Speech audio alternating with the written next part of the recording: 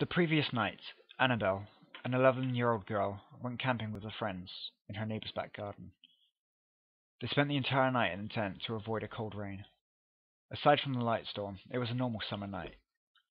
Her and her friends told scary stories, and they all laughed to avoid showing the fear they were all swallowing due to their own stories.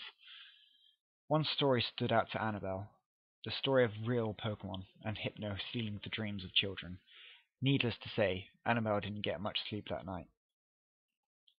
The girls woke up, and Annabelle felt dizzy. The rain had stopped, but her forehead was a little wet. She assumed that some rain leaked in and she was dizzy due to the lack of sleep. All the girls went back to their homes, including Annabelle. She sat in silence as she ate her breakfast. She was unable to remember what happened before she fell asleep. She thought about all the things her and her friends would have done. Again, she put it off as side effects of missing out on sleep. Annabelle felt a little drowsy the entire day, but it continued on as a normal day. It wasn't until around 8 p.m. that she started to remember the events of the previous night. While she played Pokemon Yellow, she was in Lavender Town and a mysterious town made her think. She recalled the story of Hypno eating the children's dreams. It began to storm harder than the night before as Annabelle began dozing off. Suddenly she was shaken awake by a falling sensation. She would lay there, still with her eyes open, in the pitch blackness of her room. The wind was blowing hard, and suddenly Annabelle heard scratching at her window. It wasn't the type of scratching one would make with their fingernails. It sounded like metal against glass. Annabelle got up and attempted to run to turn the light on. As she reached for the switch, a black figure moved past her window in the corner of her eyes.